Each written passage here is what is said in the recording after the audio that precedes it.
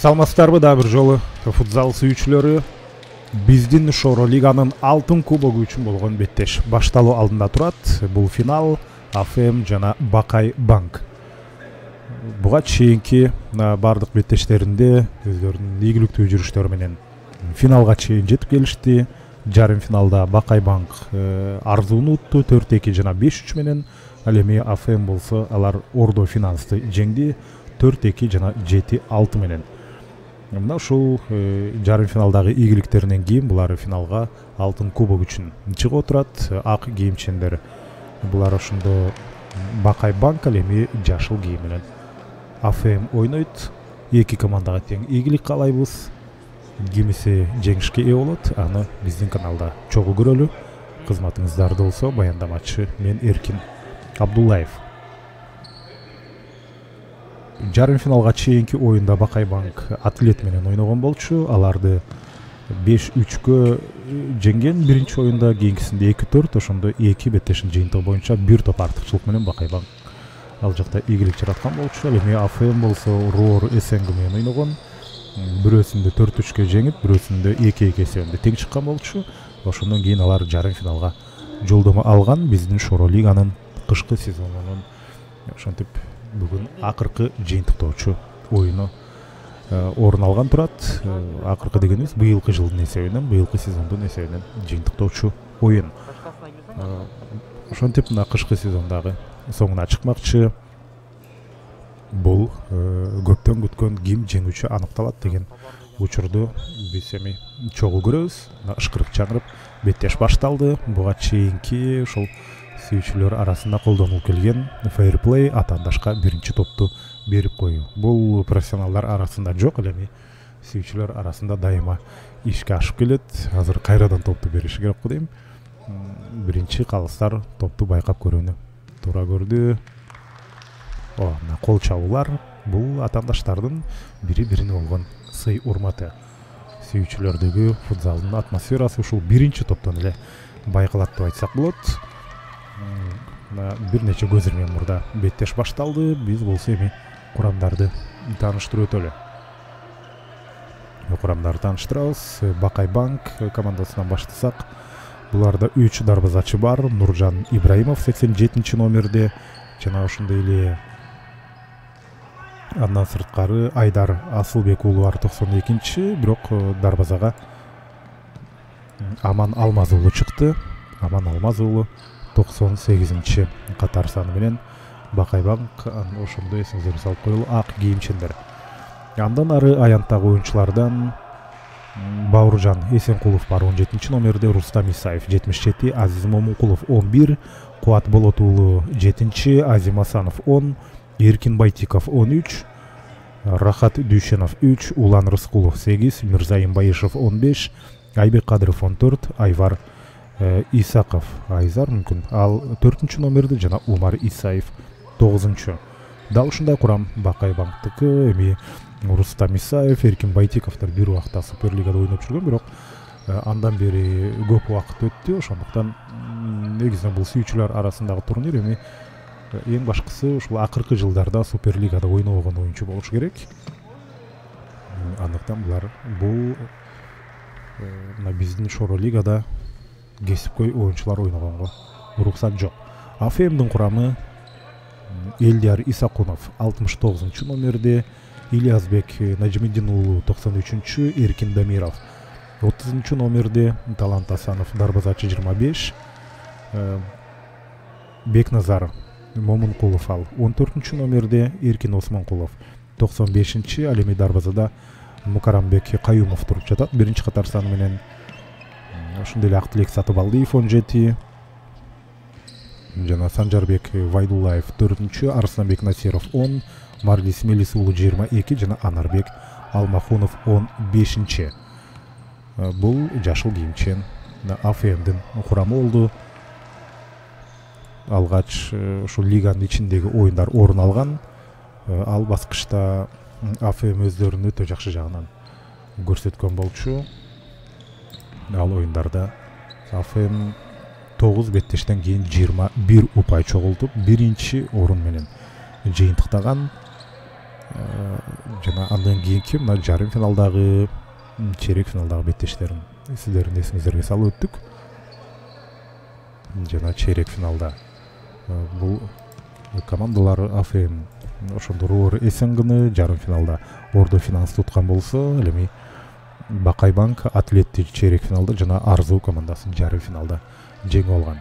Дал ошол жарым финалда утулган командалардын коло байгы үчүн болгон таймашын көрдүңүздөр. Алар Арзуу менен Ордо Финанс пенальтилер сериясынын жыйынтыгында гана жеңүүчүн аныктады. Арзуу ошентип коло байгынын ээси болду. Эми болсо демек алтын кубоктун өзүн ким алат? Азыркы беттештен көрөбүз.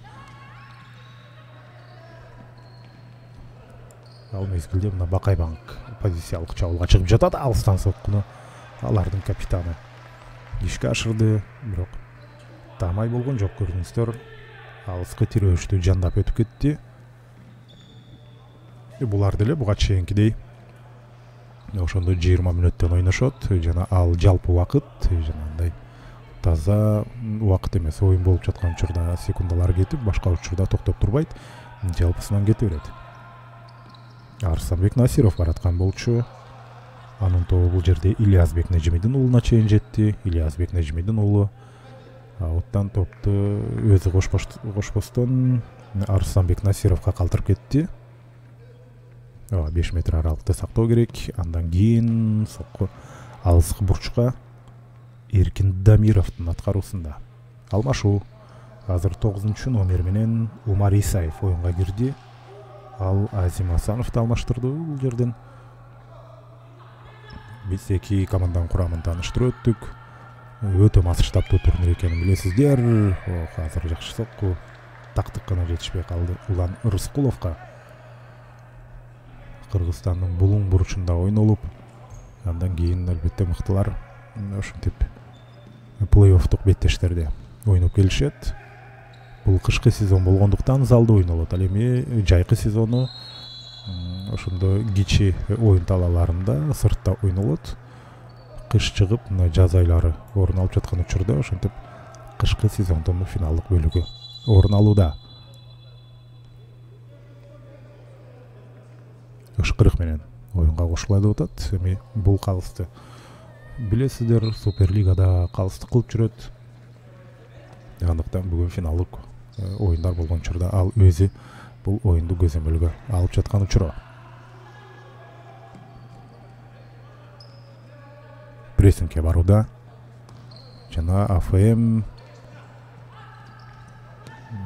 АФМдин чабуулу атаандашын жарым аянтына өткөн учурда жоголгон болчу. Кайрадан эле сол канаттан барып туруп сокку узатты жана рикошет. Арыстанбек Насиров абалды курчуткан болчу. Арыстанбек Насиров тепкенден кийин коргоочуга тийип андан ары кеткен. Азыр болсо Бакай Банк кандай дагы кубаттуу сокку, өтө активдүү болуп атат Арыстанбек Насиров. Азыркы тепкени мына байкап көрсөңүздөр, дарбазачы Араң дегенде кайтарып калды Аман Алмаз уулу. Ошентип эми кайрадан ауттан топ оюнга кошулду. Канчалык тар жерде топ үчүн күрөштү. Улантып атышат. Фол ушул жерден бутуна тээп алды. 11-чи номер менен азыр Бакай Банкта Азиз Момункулов оюн талаасына чыкты. Азыр эреже кантип бузулганын көрөсүздөр. Ушул жерде бутун илип кеткен болчу. Андыктан топ Бакай Банкта. Бир пас менен абалды курчтуу иди. Аз жерден топко жетпей калды. Ушул жерде Рахат Дүйшенов тереңден ага сонун дарбазачынын топту оюнга кошконун карап көрсөңүздөр. Сүйүүчүлөр арасында мына ушундай кооз кыймыл аракеттер албетте байма-бай кездешет. Ошон үчүн сүйүүчүлөрдүн футзалы ал дагы өтө көрктүү болуп эсептелет. Алыстан тепти. Бийигирээк. Азырынча оюнчулар буттарын түздөп жаткан сыяктуу. Эми гол кирбей койбойт. Албетте мындай оюнда жеңүүчү аныкталышы керек. Эгерде 0-0 эсебинде тең чыга турган болсо, анда пенальтилер сериясы бар. Кандай болгон күндө эле менин оюмча бул беттеште биз голдорду көрөбүз. Сонун пас болчу. Бауыржан Есенкуловдун чыгарып берүүсүнөн кийин Умар Исаев жыйынтыкташ керек болчу.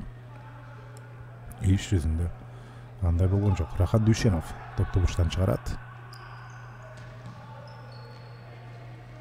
Коргоочулар каршы чабуулдан ушул жерде топту токтотсо, каршы чабуулга чыгып кеткенге мүмкүнчүлүк жара алмак. Ильязбек Нажимидин уулу бери жакта ачык болчу.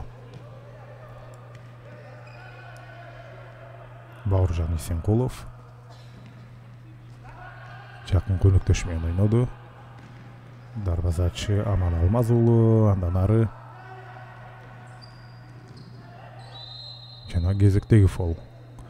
Жаңылбасам бул экинчи фол, буга чейин 3-орун үчүн болгон беттеште 10 метрлик айыптоон көрдүңүздөр, андыктан бул лимитти толтуруп албоо керек. Ошондой эле азыр Эркин Осмонкулов чыкты окшойт. 95 номер ал алмашууга чыкты. Буга чейин ал техникалык зонада отурган, алыстан сокку. Ылдам каршы чабуулга мүмкүнчүлүк жок. АФМдин оюнчуларынын баары айып аянттын тегерек четинде коргонуу менен алек болчу. Кайрадан АФМ ойнойт. Кысымга кабылды. Ага карабастан узун пас менен жеке чыгып калды эле. Жана ошентип гол. Бул жерде топту толук колуна жок, гол эмескен. Гол эмескен, эреже бузуу катары. Демек катталды. Дарбазачы колуна кармаган учурда, демек анын колуна тээп алды деп эсептеди.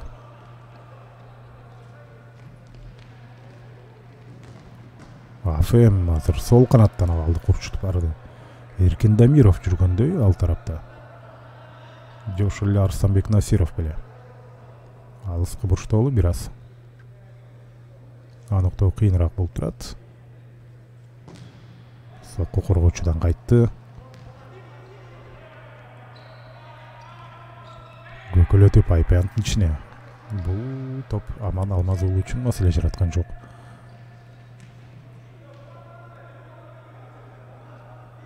Ал тарапта Эркин Дамиров жайгашкан экен, демек жана өзүнүн активдүүлүгүн ошол оюнчу көрсөтүп жаткан. Ал эми Арыстанбек Насиров азырынча алмашууда турат. Байкап көрсөңүздөр, техникалык зонада бул сол жакта бурчунда 10 номер менен турат.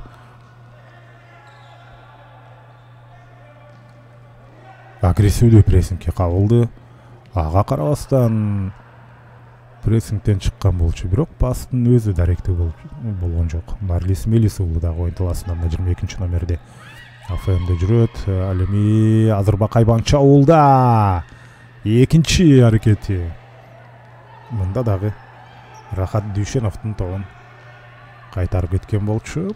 Жана көз ачышканча каршы чабуул орун алды. Бакай Банк ойнойт. Бакай Банктын курамында азыр мына Бауыржан Есенкулов жүрөт. Ошондой эле 11 номердеги Азиз Момункулов, 3 номер менен Рахат Дүйшеновдор. Ал учурда команда капитаны Кубат Болот уулу чыкты. Анын төрттүгү оюн талаасында дейинсек жок, 3 номердеги оюнчу калды. Ал буга чейин ойноп аткан. Ошондой эле Умар Исаев жүрөт. Рахат Дүйшенов эки оюнчу алмашты ошондо. Мен болсо Эркин Байтиковду көрбөй жатам. Жана ошондой эле Рустам Исаевди, ал 77 номер менен чыгыш керек же кийинчерээк чыгабы? Азырынча алар байкалган жок.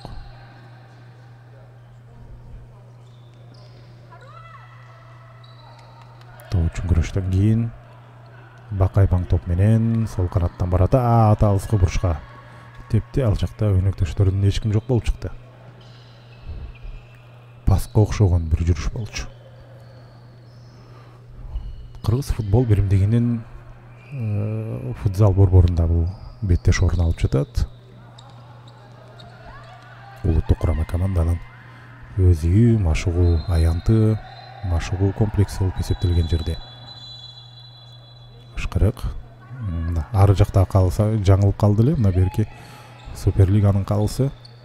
Ал жерден туура чечимди жасап берди, шашып тээп алды. Карасаңыздар, Бакай Банк эсепти аша турган мүмкүнчүлүк болчу. Улан Рыскулов, мына карасаңыздар, ушул жерден сокку затканда шашып тээп алды. Дарбазачы деле дээрлик отуруп калган болчу. Бакай Банк идеалдуу мүмкүнчүлүктү кетирди деп айтсак болот. Жал тээп жаткан учурда отуруп калды. Эми азыр тыныгуу АФМдин курамы ушул жерден чогулуп кайсыл бир эпизоддорду талдап атышат. Сүйүүчүлөр негизинен машыктыруучу деле алып жүрүшпөйт. Булар өздөрү машыктыруучу, өздөрү оюнчу болуп, ошон үчүн сүйүүчүлөр турнири, сүйүүчүлөр командалары. Бул жакта мына байкасаңыздар, башкача кийинип тургандардын бирөөсү бул Мукарамбек Каюмов, биринчи номерде мына кызыл кийимчен дарбазачы. Дагы бирөөсү Талант Асанбаев, ал дагы дарбазачы. Бир караганда мындай машыктыруучудай сезилип кетиши мүмкүн, башкача кийим кийип алган үчүн.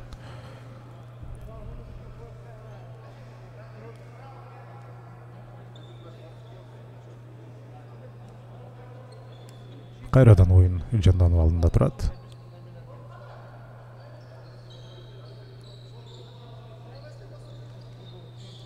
Топты алып келиши керек. Беттеш башталат.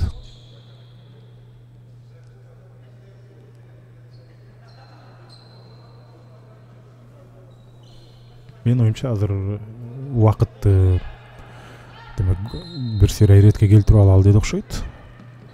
Ушул топту ыргытканы жакты өзгөчө Мукарамбек Каюмовдун. Ыргытканда ушундай чимирилтүү менен, бир башкача кооз, визуалдык жактан кооз көрүнүш менен ыргытып атат. Экинчи жолу андай учуруна биз көп болдук.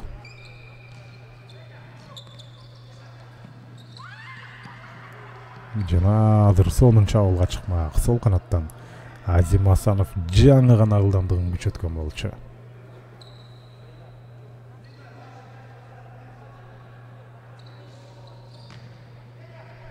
Топты ийилип берди. Сокку бийигирээк. Өтө жакшы. Топты тепкенге мүмкүнчүлүк түзүлгөн болчу. Азыр эми Бакай Банк чабуулга чыкмак. Кайрадан фол. Бакай Банктын пайдасына. Калыс эмне үчүн экенин түшүндүрүп берди. Тайм-аут. Тайм-аутты азыр Бакай Банк алды. Себеби ушул стандарттык кабалды азыр кантип колдонуу керектигин аныкташат, тагыраагы чечишип алат. Мындай жерден жакшы бир комбинациялык жүрүштү ишке ашырса болот. Негизги максат албетте ушул топ турган жерден азыр гол жаратуу. Калыстар ошол жерге топту калтырып кетти. Негизинен алар тыныгуу учурунда, мисалы үчүн кесипкөй профессионалдык турнирлерде калыстар топту колуна алып турат.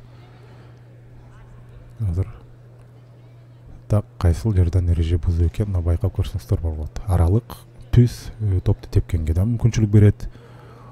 Бирок тосмо койларын билесиздер. Жана ошондой эле оюнчулардын жайгашуусуна карап бизге Бакай Банктын ошол техникалык зонасын көрсөтсө жакшы болмок. Алар кандай кыларын мүмкүн көрүнөт беле. Бирок алар тактайча деле көтөрүп жүрбөйт. Азыр оюндун өзүндө көрөбүз. Азим Асанов, ошондой эле мына Эркин Байтиковду көрүп атабыз 13-чү номер менен. Эркин Байтиков эми гана чыкты го дейм. Буга чейин аны такыр көрүп жаттык эле. Рустам Исаевди да күтүп атам. Ал 77-чи номер менен чыгышы керек.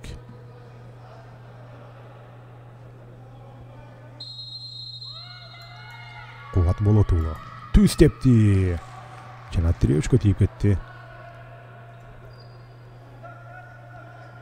Есеп саны ачылып элек. Мына биринчи тайм соңуна жакындап калды. Ой, сону мүмкүнчүлүк. Бирок ышкырык жаңырап атат кайра башынан. Ушул жерден топту тебе албай калган болчу. Ауттан деп эки оюнга кошулууда. Жана Эркин Байтиковго топ сонун келди. Тепкен учурда бир аз өйдөлөп кетти.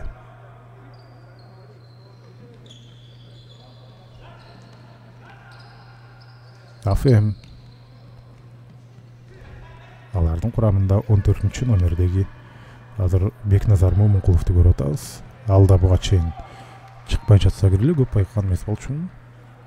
Биринчи таймдын ушул баш жагында Марлис Мелис уулу оюн талаасына чыкты. Ошентип 2024-жылы башталган биздин Шоро лига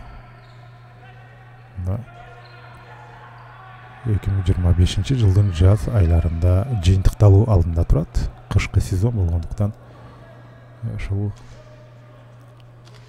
кыш менен ойнолуп, жаз айларында жеңүүчү аныкталат. Азыр бул жерде фол. Эркин Байтиков колун көтөрүп, эми чындыгында кокустук экенин айтып атат. Бир караганда топко эле ойногон болчу. Бирок иш жүзүндө фол катталды. Топту Арыстанбек Насиров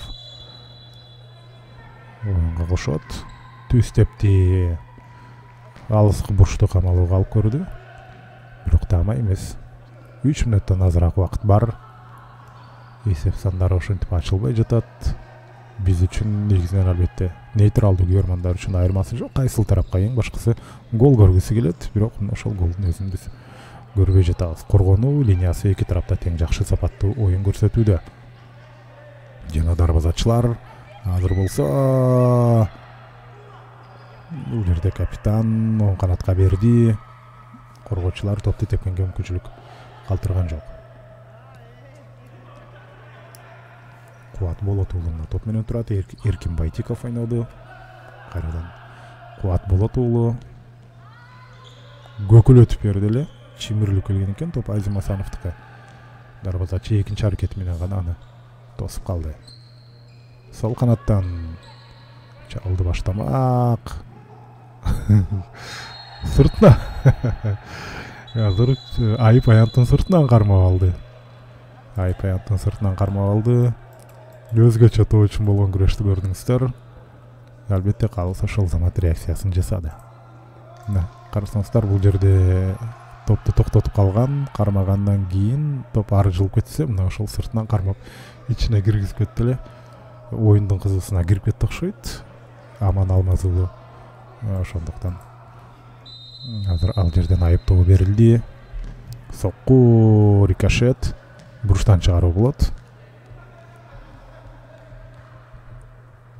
Бул жагынан ары жагынан эмес беле. Мейли, ушул жагынан азыр бурчтан чыгарууну көрөбүз. Татаал бурчтан тепти, рикошет болду кайрадан. Бурчтама топ орун алат Ильязбек Нажимидин уулу. Анын жанында Эркин Дамиров бар дегенче бул жактан сокку узатуучу мүмкүнчүлүк бар болчу, бирок топко өтө туура таамай келбей калды. Ошондуктан есеп саны дагы деле 0-0 бойдон турат. Бул сокку дагы негизинен жакшы. Ильязбек Нажимидин уулу ишке ашырган болчу. Сол канатка дарексиз пас. Акыркы жарым мүнөттүк орун алып жатат. Топ келди. Тептирген жок. Коргоочулар азамат. Эки тараптын тең коргоочулар азамат. Азыр дарбазачы дагы сонун секирди Аман Алмазуулу. Мына карап көрсөңүздөр. Азыр тепкен учурда чоң футболдогудай эле секирикти жасады. Жана бирок ал топ таамай болуп чыккан эмес болчу. Жалсиев жасап кетти эле. Бакайбанк чабуулда. Жана фол. Сары кагаз. Сары кагаз. мына ушул жерде ишенимдүү чабуулга чыгып бара жаткан учурда артынан кармап койгон үчүн Арыстанбек Насировго сары кагаз берилди. Толугу менен мыйзам ченемдүү көрүнүш. Негизинен буларга берилген 20 секунд соңуна чыкты. 20 мүнөт соңуна чыкты. Ошентип биринчи таймды аяктадык.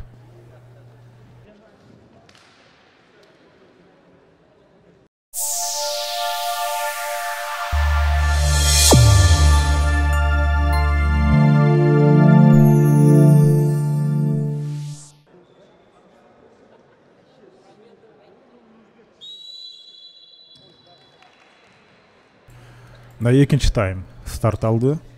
АФМ жана Бакай Банк командаларынын ортосунда бул болсо биздин Шоро Лига турниринин алтын кубогунун финалы. Дал ошол алтын кубоктун ээси же Бакай Банк, же АФМ болмокчу.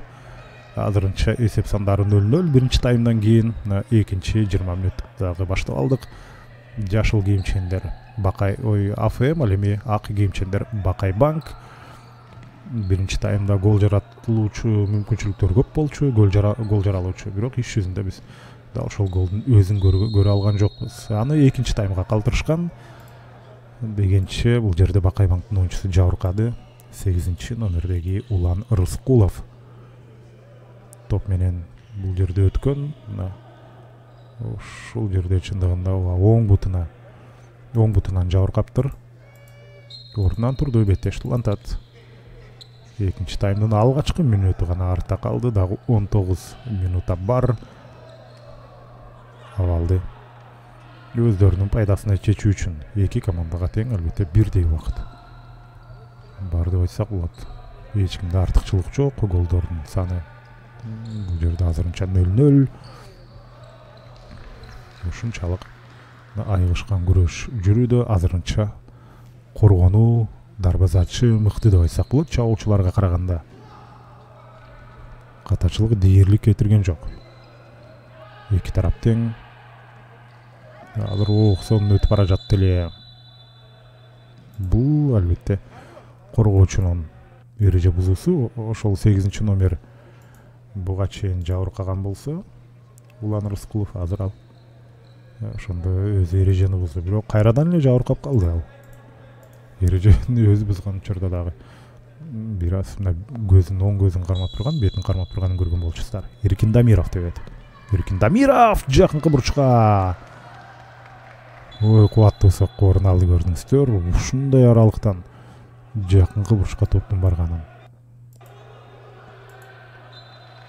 Эркин Дамиров тирөөшүнүн сырткы тарабына тийген экен. Ошол жакта турган оюнчу бутун көтөргөнгө да жетишиптир. Өнөктөшү анткени топ таамай барып калса, ал тосуп калбашы керек эле. Анын да реакциясы өтө мыкты экен, көрүңүздөр. Топ келерде бутун көтөрүп кеткен болчу, бирок тирөөчү сактап калды. Ошондо Бакай Банкты дегенче азыр АФМ чабуулда сол канаттан баратат. Бурчтан чыгаруу болот. Эркин Дамиров сол канатты неченчи ирет жиреп кирди. Эркин Дамиров өзү бурчтан топту оюнга кошот. Ага жакын жерде Арыстанбек Насиров жайгашкан. Азырынча жалгыз сары кагаздын ээси бүгүнкү оюндагы. Сонун өттү эле. Өтө сонун өткөн болчу Арыстанбек Насиров. Кечиктирилген фол болгон болчу, бирок чабуул АФМде болуп жаткандыктан ошол замат токтоткон жок. Топ чыгып кеткенден кийин ал фолду каттады.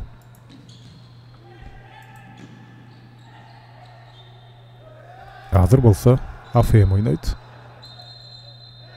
Жок, АФМ эмес экен.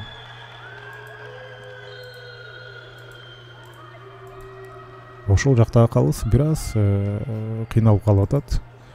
Анткени темп жогору, эми бул сүйүүчүлөр арасында болгон менен чындыгында финалдык беттеш. Берки өзү карап турган калыс, ал негизги калыс, ал Суперлигада жүргөн. Албетте класстык деңгээли аныкы бир топ жакшы.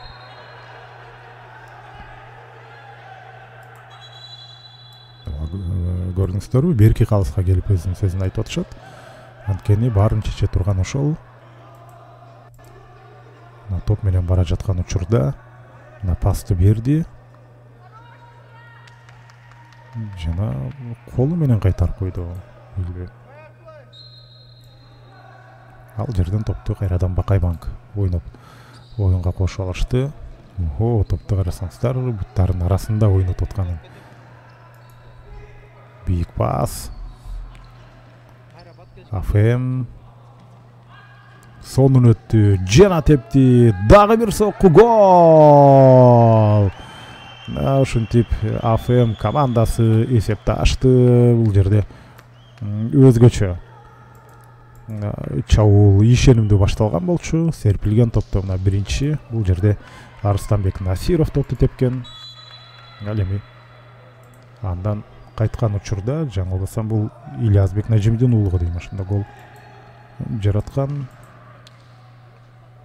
Ильязбек Нажимдин уулу серпилген топту биринчи болуп эсепти 1-0 айландырып АФМди алдыга суруп чыкты.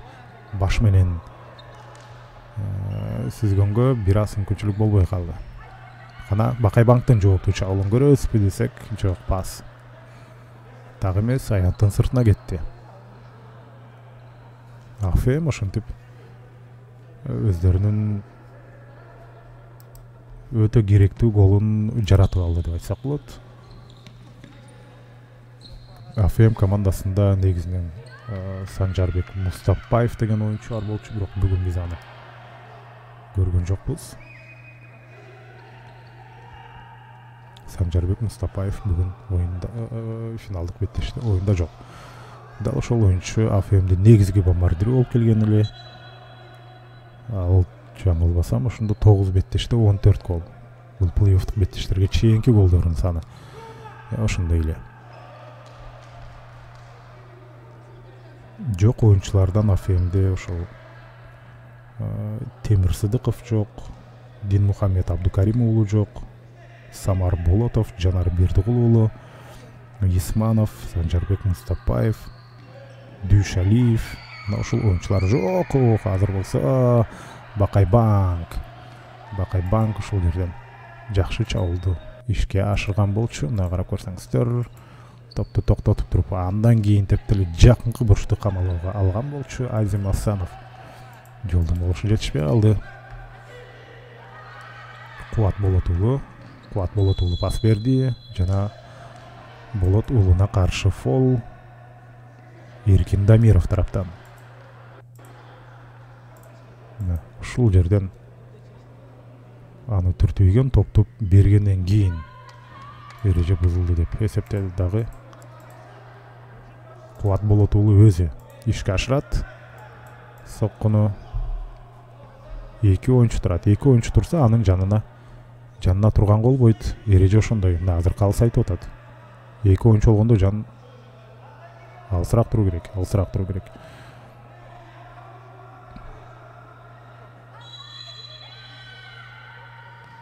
Пас. Жана АФМ кайрадан чабуулга чыгып кетмек. Артынан келген топту жөндөп кетүү чындыгында оорураак болуп калды. Ушул жерде АФМдин оюнчусуна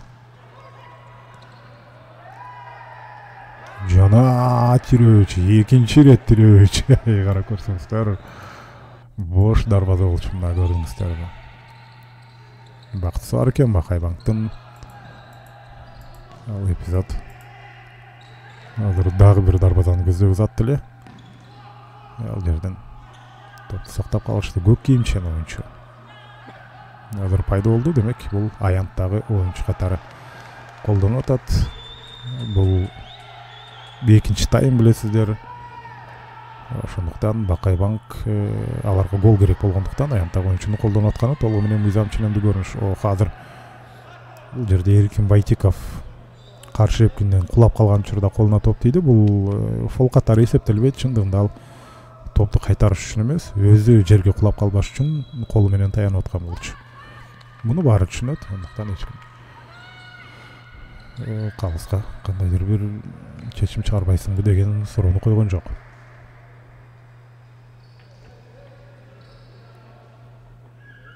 Он 11 мүнөт. Бакайбанк үчүн дал ушунча убакыт бар.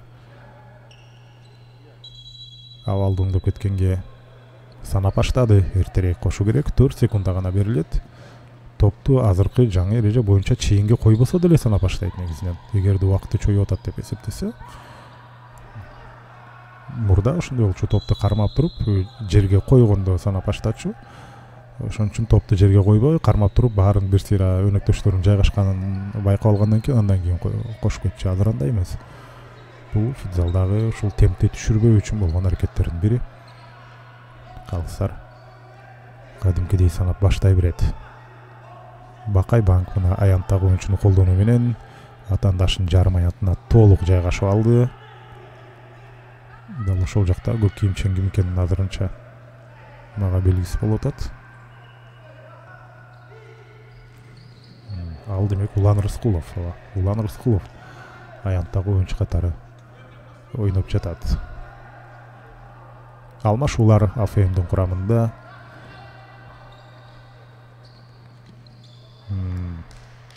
Тар бурчтан өтүп кетейин деген ой бар болчу. Эркин Дамировдун диагоналдык пас, АФМ топту сактап калды. Арыстанбек Насиров менен ойногондон кийин ал артка пас берген эле. Борбордук бөлүктөн Эркин Дамиров баратат. Эркин Дамиров ага каршы Кубат Болот уулу фол жасады. Жана кызыл кагаз. Башкы калыс. Жок.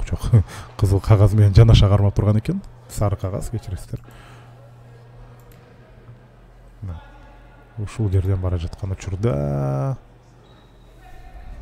чындыгында топко эмес, атаандашынын бутуна ойноп ийген болчу. Андыктан сары кагаз берилди. Азыр болсо Эркин Дамиров депти. Жана Аман Алмаз уулу топту кайтарды.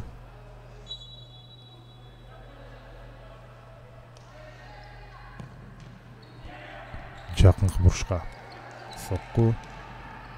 Арыстанбек Насиров тараптан АФМ прессингке барып жатат. Жана Эркин Дамировдун азыр бир топ агрессивдүү оюнун көрдүңүздөр. Бул албетте эреже бузуу, бирок топко ойнойм деген ниети болгон, атаандашка жаракат алып келем деген ой болгон эмес. Топко ойнойм деген ниети болуп, бирок чындыгында топко жетпей калып, атаандашты жабыркатып койгон болчу. 8 мүнөттөн азыраак убакыт калды. Бакай Банк албетте гол жаратуу аракетин улантышы керек. Аянттагы оюнчуну ошол Улан Рыскуловду кайрадан чыгарды. Эркин Байтиков оң канатка. Жана ушул жерден башы менен сүзмөк. Жана бул рет дарбазада АФМде азыр Мукарамбек Каюмов эмес, башка дарбазашы туруп атат. Бул Талант Асанбаев. Талант Асанбаев турууда. Дарбазачыны алар алмаштырган экен.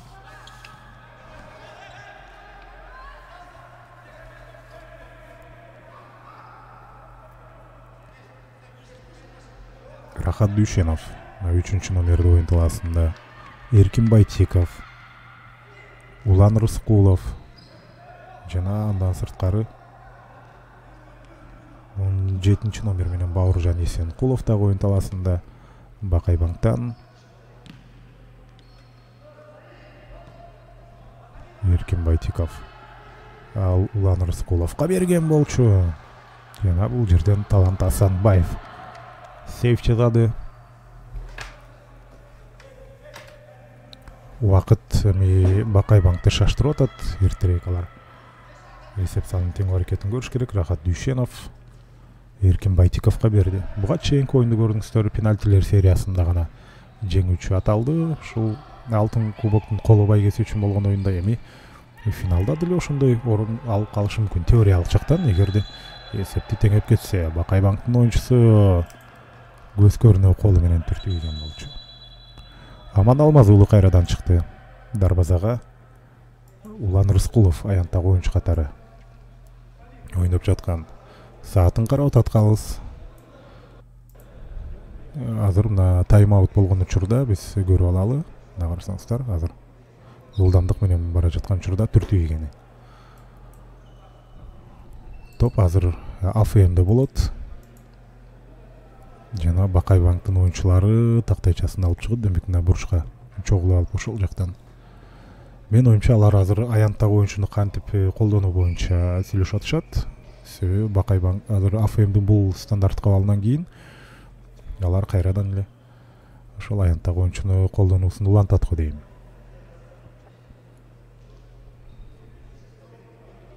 Себеби Бакай банкка гол керек, ушул тайм-ауттан пайдаланып. Ал эми тайм-аутту АФМ командасы алды. Топ кимде болсо ошол команда гана тайм-аут алганга укугу бар. АФМ бул стандарттык кабалдык кантип колдонуу боюнча сүйлөшүп келишти. Азыр кимиси кайсыл жакка жайгашат? Алыскы бурчка Арыстанбек Насиров барды. Ошондой эле Ильязбек Нажимидин уулу ал айпантка жакын жерге жайгашып атат. 22 номер менен Марлис Мелис уулу түстепти алыскы бурчка. Жана кимдир бирөөгө тийип калды окшойт. Тийбептир. Дарбазачы Адыр алмашат. Улан Рыскулов чыгат кайрадан. Ооба мына көк кийим менен Улан Рыскулов чыкты. Бакай банкка гол керек, ошондуктан аянттагы оюнчуну колдонуусун улантууда. Жакшы пас, дагы бир пас, жана гол!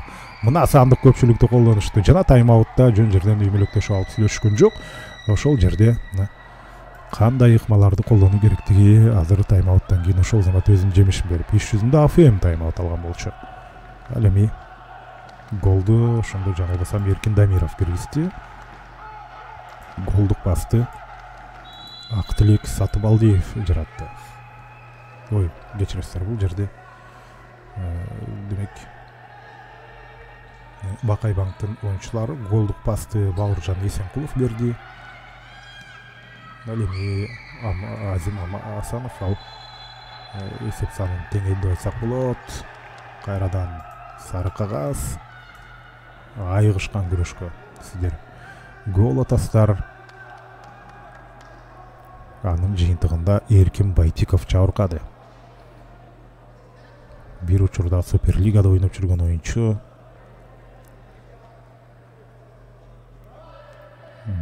Ушул жерде Эркин Байтиковдун бутуна тийип кеткен. Жана ошол замат сары кагаз АФМдин оюнчусуна.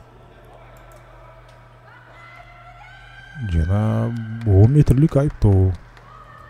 АФМ ошондо эрежени көбүрөөк бузуп, 5 эреже бузуу, 5 фол лимитин толтуруп алган. Азыр болсо сокку жана тирөөчкө тийип кайтты. Дагы бир сокку. Бакай банктын оюнчусу Кубат Болот уулу ал жерде мүмкүнчүлүктү пайдалана алган жок. Бакай банк үчүн сонун мүмкүнчүлүк болмок. Чыныгы камбек болмок. АФМ 1 гол жараткандан кийин Бакай банк 2 гол жаратып иш жүзүндө андай болуп чыккан жок. Дарбазачыдан негизинен сонун аралыкты кыскартып чыккан болчу. Чыныгы финалдык беттештеп ушуну айтсак болот. Бири-биринен ашып кем калбаган татыктуу командалар алтын кубок үчүн таймашып атышат. Бакай банк кайрадан аянттагы оюнчуну колдонууда. Байкасаңыздар, эсеп сандары 1-1 экенине карабастан мына ушундай тобокелге баруусун улантып атат. Азырын келип кетти. Камера бир аз күңүрт болуп кайрадан өзүнө келгендей болду. Сол бут менен жакынкы бурчту камалууга алган болчу. Кубат Болот уулу бурчтан чыгаруу болот азыр. Арттан Улан Рыскулов. Эркин Байтиков бул Эркин Байтиков ошондо сол канатка жайгашып атат. Ал жана жабыркай түшкөн болчу, бирок баары жайында экен. Кайрадан Эркин Байтиковго. Ал болсо Улан Рыскуловго, Эркин эмне үчүн алып бирок бул жерден алыстан соккузатуу. Эркин Байтиков сонун пас берген эле. Кубат Болот уулуна. Футзалдык интеллект IQ анда албетте өтө жогору. Жөн жерден кезинде кесипкөй оюнчу болуп жүргөн эмес. Көкөлөтүп топту Эркинге берди. Ал сол канатты жиреп кирип бара жатат. Жана пас ушул жерде алыскы бурчтан Кубат Болот уулун күткөн экен. Бауыржан Есенкулов ал буга чейин бир голдук пас берген эле. Эркин Байтиков эрежени бузуп алды. Кокустан чындыгында көргөн эмес, бирок блок болуп калды. Мына карасаңыздар. Топко ойнойм деп, жолун тосуп алды ушул жерде. Кайталоодан көргөн экен, негизинен мен бурулуп аткан учурда аны көрбөй тосуп алды десем. Буларга дагы 10 метрлик айыптоо берилди. Топто талашып атышат, мен төбөм, сен төбөсүң деп. Мындай учурда негизинен ким өзүнө ишенимдүү болсо, ошол тепкени жакшы. Жыйынтыгында Эркин Дамиров тебе турган болду, Арыстанбек Насиров эмес. Эркин Дамиров. Кана Эркин Дамиров гол жаратты. Мынакей, мен төбөм деди дагы, чындыгында аны голго айлантты. Ким өзүнө ишенимдүү болсо, ошону тепкени туура дегенибиз ушундан. Анткени топту негизинен Арыстанбек Насиров коюп жаткан болчу. Болгондо дагы жакынкы бурчка дарбазачы турган жакка тийип кетти. Карасаңыздар, ал жакта оюнчулар дарбазачыга айтып аткандай болду. Азыр топ өзү турган жакка келбеди. Ушул кулак түбүнөн хоккейде билесиздер, дал ушул ийиндин үстүнөн өткөн топту кайтаруу өтө кыйын. Ошол сол ийиндин үстүнөн, кулактын түбүнөн ошол жерде футзалда деле ошондой. Андай кубаттуу келген топту кайтаруу кыйыныраак. Колун көтөргөнгө дагы жетишпей каласың. Ошентип мына АФМ 2-1 менен алды да.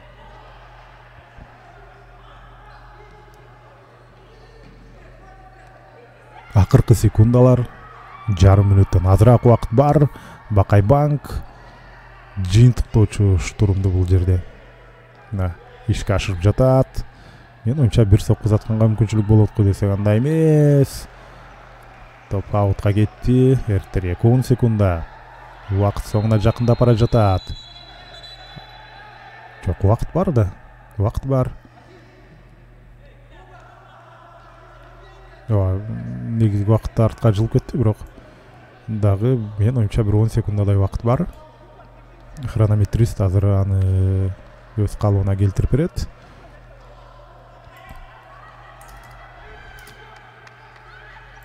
Позициялык чабуу умулантууда 10 секундтан көбүрөөк окшойт.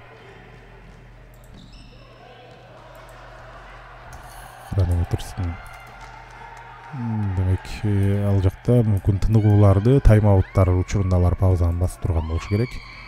Кана шашпай чабуулду ишке ашырып жатышты эле.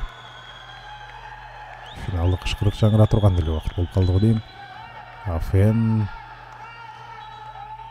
топту көкөлөтүп берген мезгилде финалдык кышкырык жаңырды. Ошентип АФМ биздин Шоро лиганын алтын кубогунун ээси болду. Куттуктайбыз. Таймаш кызыктуу болду. Эч кимге жеңил болгон жок. Эки командага тең 10 метрлик айыптоо берилди. Бакай Банк аны ишке ашыра алган жок. Ал эми АФМ аны голго айлантып кетти. Чечүүчү фактор ошол болуп калды деп айтсак болот.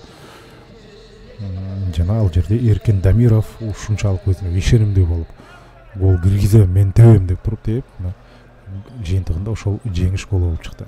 Дагы бир рет куттуктайбыз АФМди, ал эми Бакай Банкты болсо биз кызыктуу оюн көрсөткөн үчүн ыраазычылык билдирели. Сиздер менен коштошобуз. Кызматыңыздарда Эркин Абдуллаев болдум. Саламатта калыңыздар.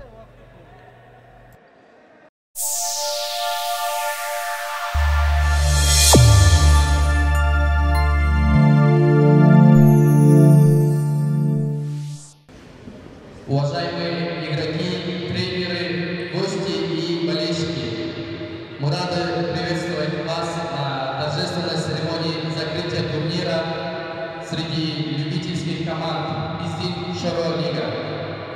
Этот турнир стал настоящим праздником футзала, где каждая команда показала свою волю к победе, самоотдачу и спортивный дух. Благодарим вас за участие, за яркие матчи, красивые голы и невероятные эмоции, которые мы пережили вместе. Позвольте представить наших уважаемых гостей церемонии награждения. Член исполнительного комитета Кыргызского футбольного союза, генеральный директор компании «Шоро», а также президент спортивной лиги Эгембердиев Хайрат Табылдиевич.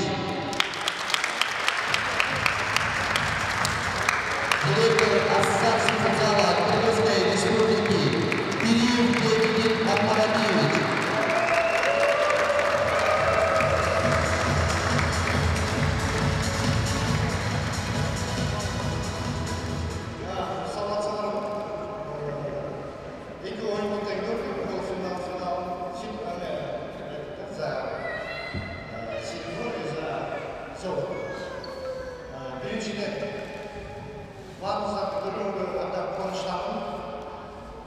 Екіншіден чоң разышылық бұл.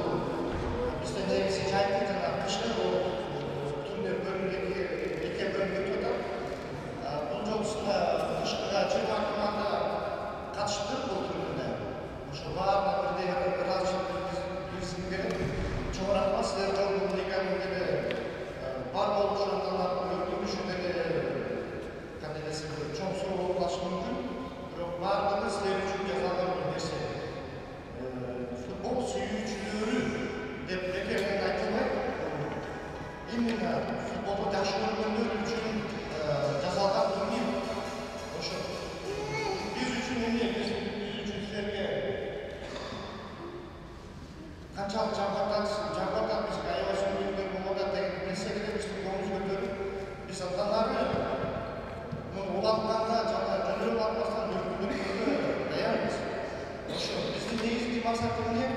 Bu bizim negizli satırlarımız futbolunda bizim Şuro Liga'nın bir önkündeşini salınmış. Bizim Şuro Liga'da bakalım da bunun atanışı özgürlüğü bizim eldekiyle bizim ne desem misal kadar sözsüze de şöyle olmaz. Hazırlıkça bir şöyle yaptı. Futbol ligan prezidenti olup Katar'a söylüyorlar. Canım şöyle direktörü olup söylüyorlar. Şöyle de neyse futbolun cemaatinden aşık bayramışlar var. O şu ben özümde futbol yaxshi ko'raman. Yoshlarcha yaxshi o'ynayapman, harakat qilib ana biz shuni gapdan bo'lsa, bu futbolda qo'ldo'mini elkin eng so'ngidan salmoqchi. O'sha reklama, televizor degan so'z yo'q. Bu eng aqlida. Bu negizi o'sha jazoat takliflari bor. Sizlarga ko'ngil uchun. O'shaning uchun Utkanlarda baygiye bo'lganlar chin yurida YouTube'dan baygiye bo'lganlar qo'llab qo'yingizlar. Jangi turniriga qatnashingizlar. Bu haqda bizda bo'lsa ma'lumot qaytib qo'yib, международный bo'lganda bo'lsa, isim qo'yib. Qozog'iston, O'zbekiston, balki hozir Rossiya o'sha komandalar sredi видим. O'sha qatnashingizlar degan. O'shanda ularga cho'q rahmat tabriklar.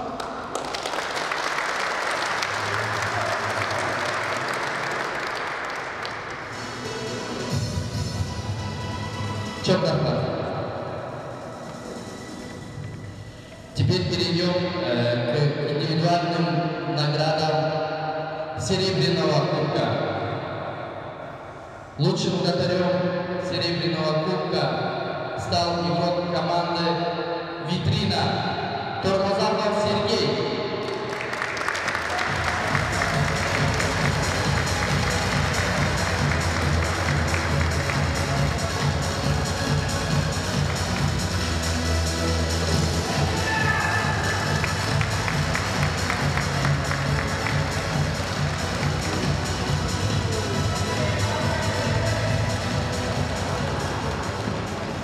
Лучшим бомбардиром Серебряного кубка стал игрок команды «Джан-Ключ» Алымбеков Ихтияр.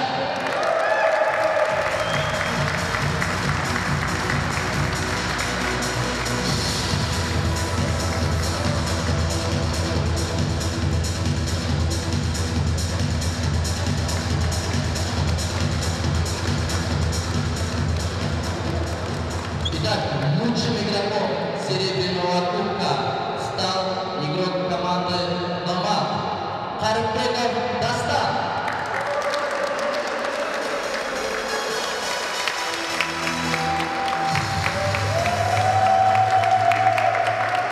Сам Дастан, видимо, уехал на следующий уровень.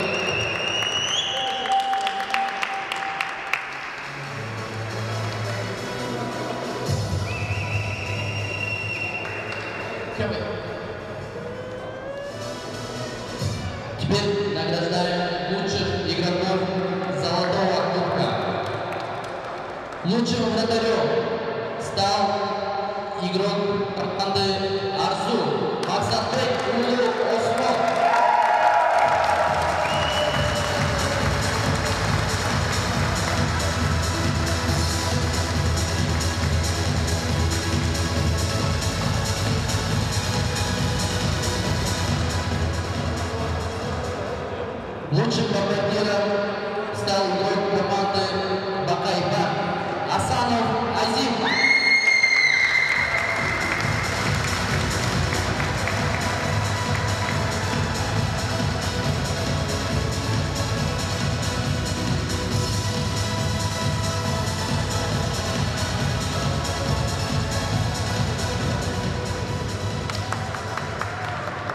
Лучшим игроком Шоро-лиги стал игрок команды АФМ Насиров Арстанбек.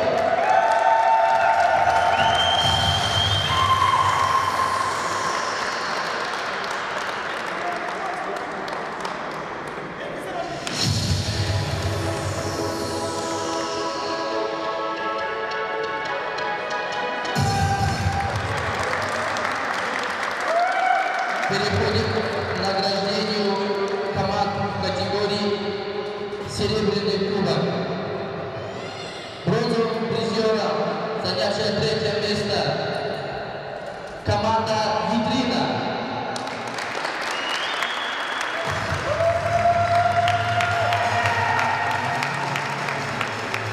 Команде также от компании «Шоро» вручается сертификат на сумму 10 тысяч сом.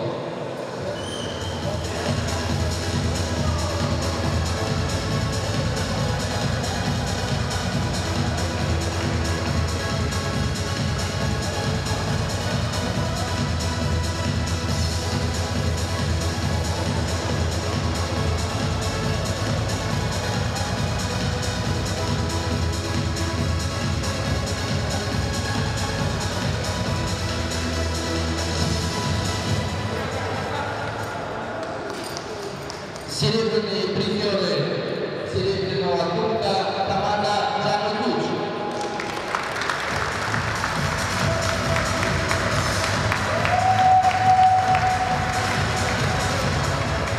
Также команде от компании «Шоро» вручается сертификат на сумму 20 тысяч сом, а также продукция компании.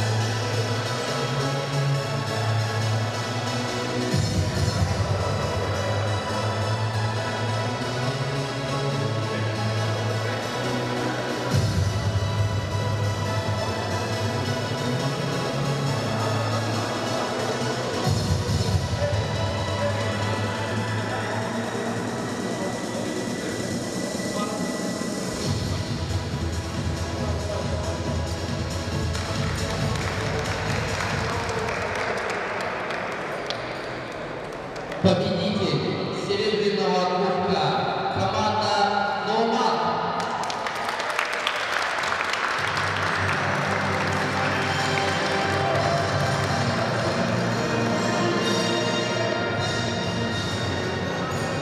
Команде помимо кубка и медалей вручается сертификат на сумму 30 тысяч сом, а также продукция компании «Шоро».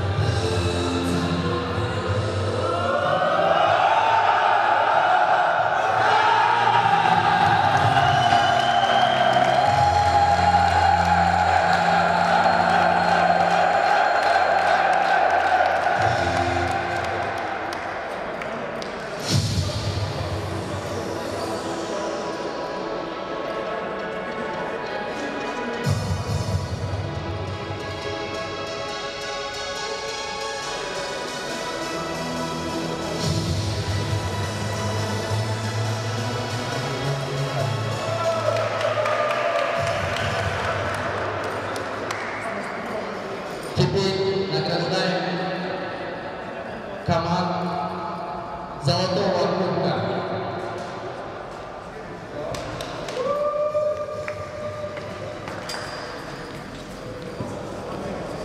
Бронзовые призеры, занявшие 3-е место. Команда Арзу.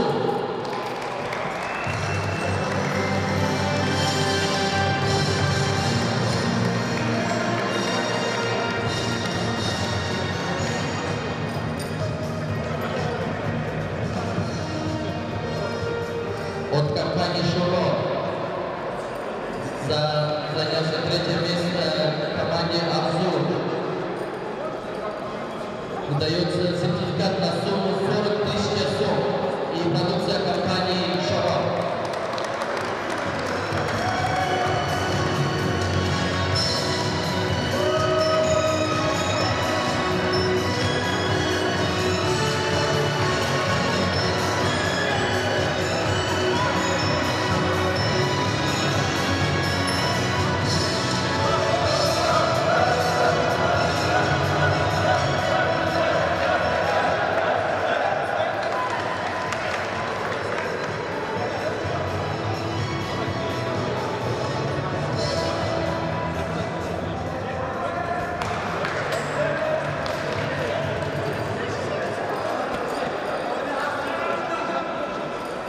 Серебряные призеры, занявшие 2-е место, команда Бакай Банк.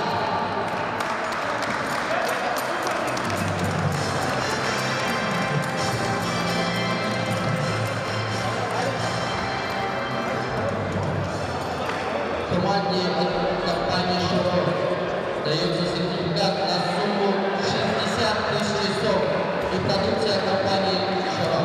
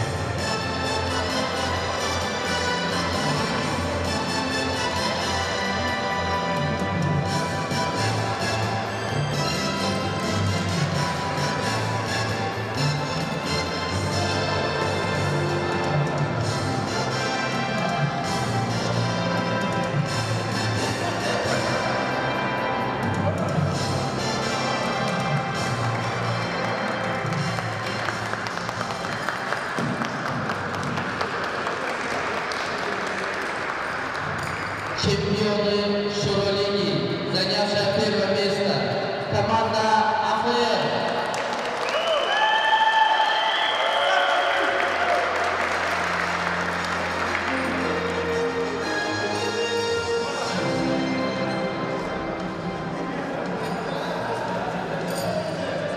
Команде вручается сертификат на сумму 80 тысяч сом, а также продукция компании Шуро.